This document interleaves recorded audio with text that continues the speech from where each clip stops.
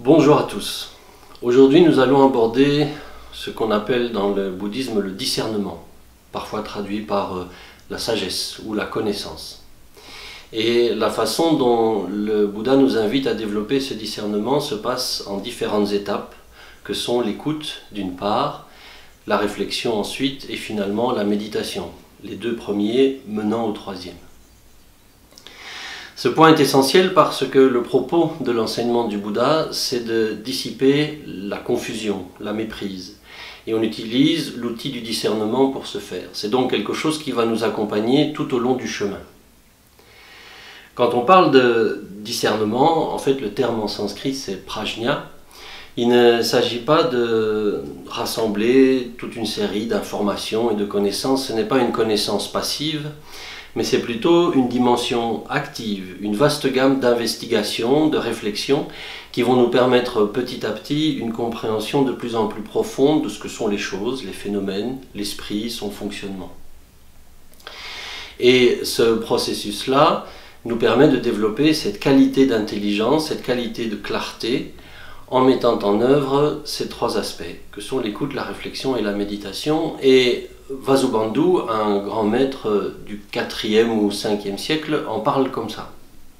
Il dit « Chacune à son niveau, écoute, réflexion, méditation, permet d'examiner, d'évaluer, de gagner en compréhension et d'observer tout phénomène dans ses différents aspects. » C'est donc quelque chose de très actif qui va nous permettre, comme je le disais, une compréhension de plus en plus fine, de moins en moins obscurcie par les différents voiles et la confusion de l'esprit.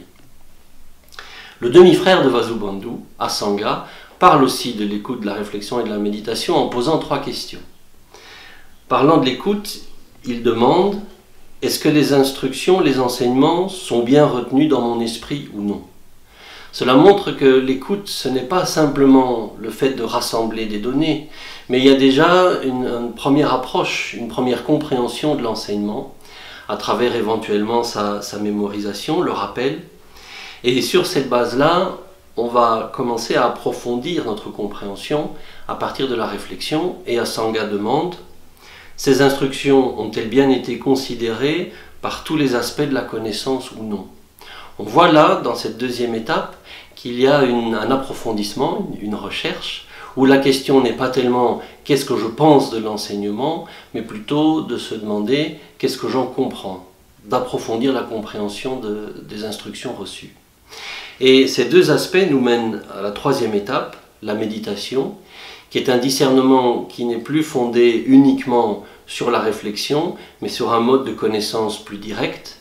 Et Asanga demande, la libération a-t-elle bien été acquise? Cela montre que dans la méditation, il y a un processus actif qui prend place et qui change notre relation à nous-mêmes et aux choses et aux autres. Donc on voit, ces trois étapes vont fonctionner de façon itérative. On va écouter, étudier l'enseignement, on va y réfléchir, le mettre en pratique à travers la méditation. Ça va nous ramener à un besoin d'autres instructions, qu'à nouveau on va réfléchir. Et ainsi, ces trois aspects, de façon dynamique, vont amener l'esprit à de plus en plus de clarté. La prochaine fois, nous verrons chacun de ces aspects, la réflexion, la méditation et l'écoute, plus en détail. À la prochaine fois.